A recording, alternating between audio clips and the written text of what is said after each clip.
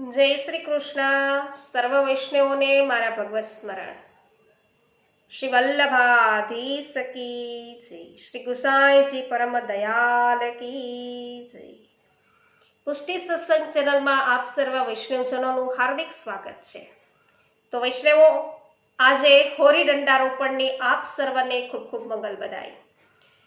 તો વૈષ્ણવો, પુષ્ટિ માર્ગમાં હોરી દંડારોપણનું શું મહત્વ છે, એની પાછળનો પુષ્ટિ માર્ગમાં શું ભાવ છે, એ આપણે આગલા સત્સંગમાં જોયું.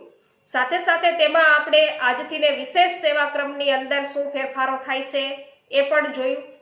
અને સાથે સાથે વૈષ્ણવો આજનો વિશેષ સેવાક્રમ શું રહેશે શ્રીજીને, એ પણ આપણે વૈષ્ણવો આગલા વિડીયો દ્વારા સત્સંગ દ્વારા જાણ્યું છે. તો વૈષ્ણવ, આ હોરી દંડારોપણનું મર્યાદાની અંદર પણ કંઈક વિશેષ અલગથી મહત્વ હોય છે, એ આપણે આજે જાણવાનું છે. સાથે સાથે વૈષ્ણવ, આ ઉત્સવની અંદર કુંજ એકાદશી આવે તો એનું શું મહત્વ છે એ પણ આપણે જોઈશું. અને હોળાષ્ટક, તો વૈષ્ણવ હોળાષ્ટક છે એમને બધા અશુભ માનતા હોય છે કે આ સમયની અંદર કોઈ શુભ અવસરો છે એ કોઈ કરતા નથી. અને સાથે સાથે આ વૈષ્ણવો શું કામ આવું માનવામાં આવે છે એ આપણે જોઈશું. અને પ્રભુની દ્રષ્ટિએ હોળાષ્ટક શું છે એ પણ આપણે જોઈ લેશું. અને દોલોત્સવ છે એ છેલ્લે શું છે દોલોત્સવ, એ પણ વૈષ્ણવો આપણે આ સત્સંગ દ્વારા જાણવાના છીએ. તો આપ સર્વે વિડીયોના અંત સુધી જોડાયેલા રહેજો. માઘ શુક્લ પક્ષ પૂર્ણિમાના દિવસે વૈષ્ણવો આ દંડારોપણ નામનો એક અનોખો અનુષ્ઠાન કરવામાં આવે છે. એક દંડાને સ્થાપિત કરવામાં આવે છે અને એક ગામના ચોકની અંદર અથવા તો બહાર 32 ફૂટ લાંબો લાકડાનો ખંભો, આ દંડાને પ્રહલાદજીનું વૈષ્ણવ પ્રતીક માનવામાં આવે છે મર્યાદામાં. અને પુષ્ટિમાં શું છે વૈષ્ણવો, એ તો આપણે આગલા સત્સંગમાં જણાવ્યું છે. બ્રાહ્મણો છે એ સર્વપ્રથમ તો ભૂદેવીની પૂજા કરે છે અને ગંગાજળથી દંડાને શુદ્ધ કરે છે. સ્થાપિત કરવાની જે ભૂમિ છે તેના પર ગોબરથી લીપી અને પવિત્ર કરાય છે. અને ત્યારબાદ વૈદિક મંત્રોચ્ચાર થાય છે અને દંડાની ઉપર ધ્વજ છે એ બંધાય છે. હવે 30 દિવસો સુધી લોકો દ્વારા ટહનિયા, સૂકા કાંટાળા ઝાડીઓ છે અને વચમાં છેદવાળા સૂકા ગોબર, એ ગોબરના જે છાણા હોય એ બધા એકઠા કરી અને દંડાની ચારે બાજુ રાખવામાં આવે છે. ને આ ઢગલો છે એ હોલિકાનું પ્રતીક છે. તો એમની ફરતે પણ પછી રંગોળી કરવામાં આવે છે અને ત્યારબાદ પૂરા સ્વરૂપની પછી પૂજા થાય છે. અને સાંજે તેને પ્રજ્વલિત કરતા પહેલા એની પરિક્રમા કરવામાં આવે છે. આ વ્રજનો વૈષ્ણવો એક લોક ઉત્સવ છે. આપણે ત્યાં જે ગરબા છે, નવરાત્રી છે, એમાં આપણે પુષ્ટિમાં જોઈએ તો વિલાસ, અને આમ છે વૈષ્ણવો નવરાત્રી. તો અત્યારે પુષ્ટિનો ભાવ અહીંયા દંડારોપણનો આપણે જોયો છે. અને અહીંયા જે આ વ્રજની અંદર જે આ લોક ઉત્સવ છે કેવી રીતે મનાવાય છે એ આપણે જોઈ રહ્યા છીએ. તો પ્રજ્વલિત કર્યા પહેલા તો એમની પરિક્રમા કરવામાં આવે છે. અને વૃંદાવનના ગિરિરાજજી અને યમુના કિનારે પણ વૈષ્ણવો આયોજિત આ કરવામાં આવે છે. તો દંડારોપણ ત્યાં આયોજિત થાય છે, સમારોહ છે. એ દરમિયાન વ્રજવાસી બધા હોડી રસિયા ગાય. અને આ ઉત્સવ એટલા માટે કરવામાં આવે છે કેમ કે આપણને પ્રહલાદજીની જેમ ભગવાન પર પૂર્ણ વિશ્વાસ આપણે રાખવો જોઈએ. કે જેમ વૈષ્ણવ પ્રહલાદજીને પૂર્ણ અનન્ય વિશ્વાસ હતો પ્રભુ પર, એવો વિશ્વાસ છે એ દ્રઢ હોવો જોઈએ પ્રભુ પર. એ આપણને સદા માટે યાદ રહે એટલા માટે. તો આપણા જીવનમાં ગમે એવી ભલે ને વિપરીત પરિસ્થિતિઓ આવે, કઠિન પરિસ્થિતિઓ આવે, પણ વિશ્વાસ છે ને ડગવો ન જોઈએ, દ્રઢ હોવો જોઈએ પ્રભુ પ્રત્યેનો વિશ્વાસ. આમ દંડા છે એ પ્રહલાદજીની ભક્તિનું પ્રતીક છે. માટે હોલિકા દહનની પહેલા એને હટાવી અને સુરક્ષિત રાખી દેવામાં આવે છે. ત્યારબાદ આવે હોલિકા દહન. તો દંડારોપણના 30 દિવસ પછી ફાગણ પૂર્ણિમાએ આ હોલિકા દહન થાય છે.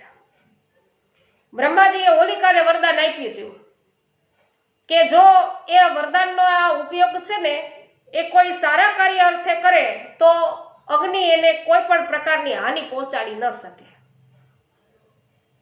પરંતુ હોલિકાએ આ વરદાનનો છે ને વૈષ્ણવો એ સદુપયોગ નથી કર્યો.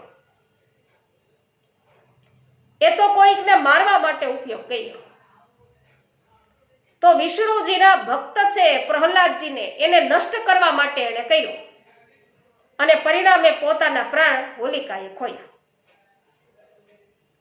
તો હોલિકા દહનના દિવસે અમુક સ્ત્રીઓ છે એ પોતાના ઘરના પુરુષો હોય ને એના માટે થઈ અને એક દોરી લે છે, જૂટની દોરી લે, એમાં છાણા છે એમાં પરોવે, એની માળા કરે, પછી પુરુષો પરથી વૈષ્ણવ એના માથા પરથી ઉતારે, એની નકારાત્મક એનાથી ઉર્જાઓ છે એ દૂર રહે એવો એનો આશય હોય છે. અને પછી એ હોલિકા દહન દરમિયાન એને અગ્નિમાં છે એ પધરાવી દે છે. તો હોલિકા દહનની રીત ઠેર ઠેર અલગ અલગ હોય છે, પણ હોલિકા દર્શન વખતે બધા પોતાને એ યાદ અપાવે છે કે દુષ્ટોથી લડવાના બદલે આપણે ભક્તિને, આપણી ભક્તિ છે એને પોષિત કરવી જોઈએ. આ વાત છે એ આપણે આપણી જાતને સમજાવીએ તો એ સર્વશ્રેષ્ઠ રહેશે કે આપણે આપણી ભક્તિને પોષણ આપીએ.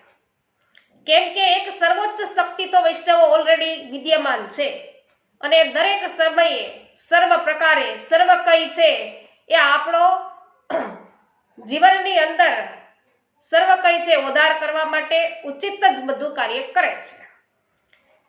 અને ત્યારબાદ આવે હોલાષ્ટક. તો હોલાષ્ટક છે તો વૈષ્ણવો લોકમાન્યતા એવી છે કે ફાગણના કૃષ્ણ પક્ષની અષ્ટમીથી શરૂ કરી અને હોલિકા દહન પછી પૂર્ણિમાથી સમાપ્ત થતા આ હોલાષ્ટક છે એ અશુભ હોય છે. કેમ?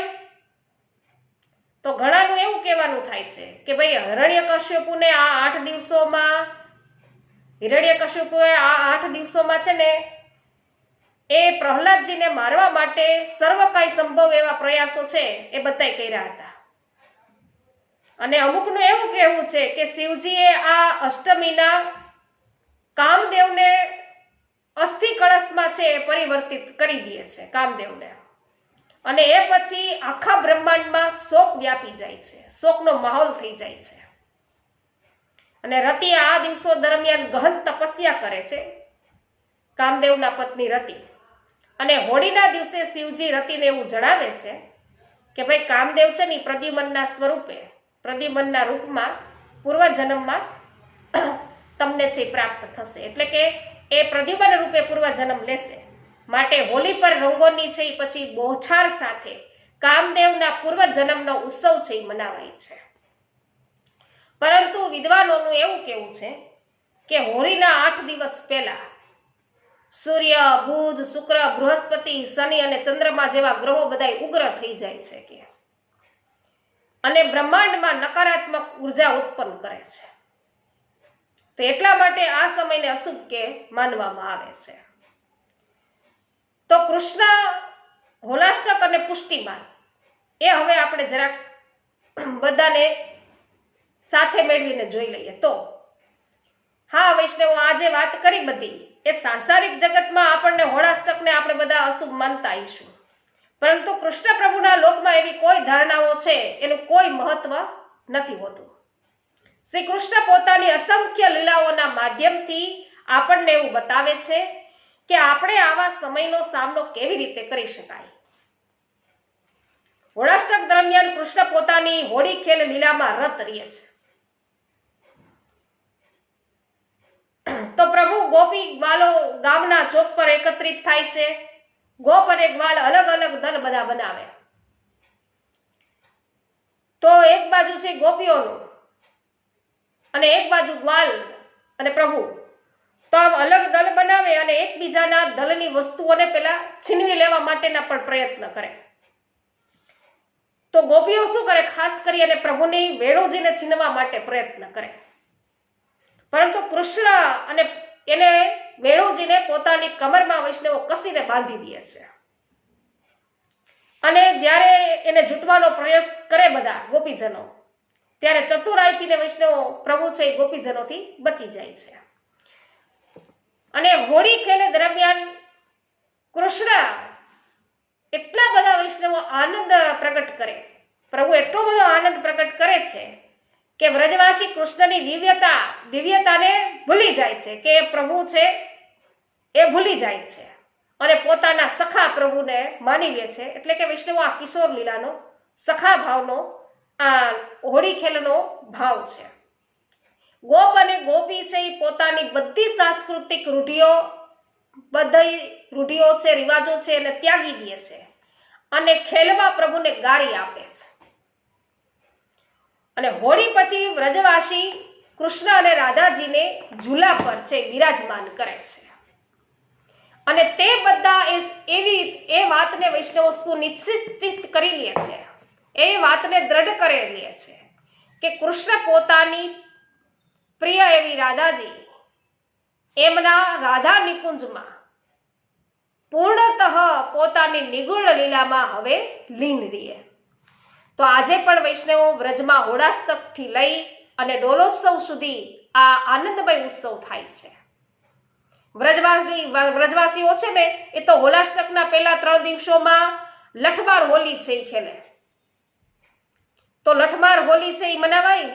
અને મથુરાના એક નાના કસ્બા એવા બલદેવના નિવાસી બધા છે ને એ દાઉજી મંદિરમાં બલરામની પૂજા કરે અને પછી હુરંગા ખેલે છે.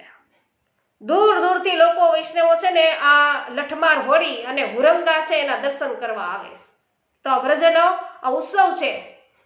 અને નંદગામ, બરસાના અને નાવ બેઠકના લોકો આ સમયે એક મોટા મેળાનું આયોજન કરે છે. અને આપણે આપણા નિધિ સ્વરૂપોની સેવા શ્રી યમુનાજી, શ્રી ચંદ્રાવલીજી, શ્રી લલિતાજી અને શ્રી રાધાજીના ભાવથીને કરીએ છીએ. કેમ કે કૃષ્ણ પોતાની હોળી ખેલ લીલામાં પ્રેમના સર્વ ભાવોનો સ્વીકાર કરે છે. હા, હોળી લીલા છે એ દરમિયાન આપણે વૈષ્ણવો દ્રઢ કરીએ છીએ કે પ્રભુના વેણુજી એ આપના કમરમાં ધરાવે, કમરબંધમાં છે એ પ્રભુ ધરાવે. અને હવે વૈષ્ણવો આવશે કુંજ એકાદશી. તો કૃષ્ણ રાધાજીની નિકુંજમાં હોળી ખેલી રહ્યા છે. એટલે કે હોળી ખેલને લીલા છે શ્રી સ્વામિનીજીના નિકુંજમાં ચાલી રહી છે. તે માટે હોલાષ્ટક દરમિયાન આવતી આ એકાદશીને આપણે કુંજ એકાદશી કહીએ છીએ. તો શ્રી કૃષ્ણ છે રાધાજીના નિકુંજમાં આ હોળી ખેલની લીલા છે એ કરી રહ્યા છે. એટલા માટે કુંજ એકાદશી. અને કુંજ એકાદશીના દિવસે આપણે મંદિરોમાં કેળના સ્તંભ, આસોપાલવના પત્તા અને ગુલાબોનો ઉપયોગ કરી, પુષ્પોનો ઉપયોગ કરી અને એક સુંદર મજાની નિકુંજ છે આપણે સિદ્ધ કરીએ છીએ. તો આપણે કુંજ વૃંદાવનના એ 12 વન અને 24 ઉપવનનું પ્રતીક છે કે જેમાં પ્રભુ છે હોળી ખેલે છે, એવો આપણો ભાવ હોય છે. તો આ ભાવના કરવાની હોય છે. વ્રજવાસીઓના ગોપ અને ગોપીઓના ભાવને પુનઃ ધારણ કરવા માટે હોળીના અંતિમ 10 દિવસો દરમિયાન ગવાતા પદો પણ વૈષ્ણવો એની અંદર ગારી છે એ આવતી હોય છે. ત્યારબાદ આવે દોલોત્સવ. તો હોળી ખેલ લીલામાં સહભાગી થતા પહેલા કૃષ્ણ, ગોપીઓ એ બધા છે ને નંદજી, યશોદાજી, વૃષભાનજી, કીર્તિજી, બલરામ અને વ્રજના જે વરિષ્ઠો છે, વડીલો, એમની પહેલા તો અનુમતિ લે છે. વરિષ્ઠ ગોપ તેમને કોઈ પણ પ્રકારે પ્રતિબંધ નથી કરતા. પણ જ્યારે વૈષ્ણવો આ બધા યુવાનો છે ને એ આનંદ કરતા એ જોવે ને કે ઓહો આ બધા તો ખૂબ આનંદ મંગલ કરી રહ્યા છે, ઉત્સવ મનાવી રહ્યા છે, ત્યારે તેઓ પણ છે એ પાછળ રહેવા ઈચ્છતા નથી. અને હોળી દહન બાદ વૃષભાનુ અને કીર્તિજીને સાથે મળીને એવું નક્કી કર્યું. તો વૃષભાન અને કીર્તિજીએ કૃષ્ણ, યશોદા અને નંદજીને પોતાને ત્યાં હોળી ખેલવા માટે આમંત્રણ આપે છે. એક વૈષ્ણવો ખૂબ જ મોટા ભવ્ય ભોજનનું આમંત્રણ, ભોજન માટે. અને તેમની સાથે હોળી ખેલવી છે એના માટેની ઈચ્છા છે એ વ્યક્ત કરી છે. તો હોળીના એક દિવસ પછી દોલોત્સવના દિવસે કૃષ્ણ પોતાના વડીલોની મનોકામના પૂર્ણ કરે છે અને તેમની સાથે હોળી ખેલે છે. માટે દોલોત્સવના દિવસે આપણે સેવામાં સૌ પ્રથમ વાત્સલ્ય ભાવનું પાલન કરીએ છીએ અને પોતાના પરિકરના વડીલો સાથે હોળી ખેલ્યા બાદ પ્રભુ ડોલ ઉત્સવના દિવસે પોતાના પ્રિય સ્થાનો એવા વૃંદાવન અને ગિરિરાજજીની પાસે પોતે પધારે છે અને પોતાના સખાઓ અને સખીઓ સાથે હોળી ખેલે છે. તો વૈષ્ણવો, હવે પછી દોલોત્સવ છે એના વિશે તો વિશેષ હજુ પુષ્ટિ માર્ગની અંદર એનું શું મહાત્મ્ય છે, શું ભાવ છે, એ વિશેષ સત્સંગ છે એ આપણે હવે પછીને એ સમય દરમિયાન છે આપણે અવશ્ય છે એ રજૂ કરીશું. તો આ વૈષ્ણવો છે જે આ સત્સંગની અંદર આપણે વાત કરી એ એક લોક ઉત્સવ શું છે વ્રજનો, વ્રજવાસીઓ છે એ કઈ રીતે મનાવે છે એ વાત કરી છે. તમારે પુષ્ટિ માર્ગમાં વૈષ્ણવો હોરી દંડા રોપણનું શું અલગથી ભાવ છે એ જાણવા માટે આગળ જે વિડીયો વૈષ્ણવો આપણે અપલોડ કર્યો છે અવશ્ય નિહાળવો. તમને વૈષ્ણવો કોઈ સારી માહિતી, સાચી માહિતી પ્રાપ્ત થઈ હોય તો અવશ્ય વિડીયોને લાઈક, કમેન્ટ અને શેર કરવાનું ભૂલશો નહીં.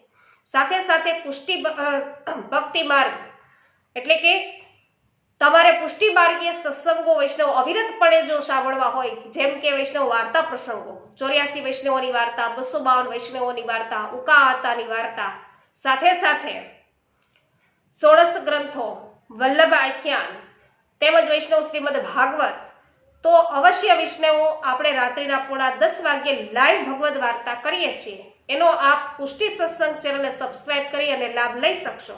તો અવશ્ય પુષ્ટિ સત્સંગ ચેનલને સબસ્ક્રાઇબ કરજો. આજે મારા સર્વને જય શ્રી કૃષ્ણ.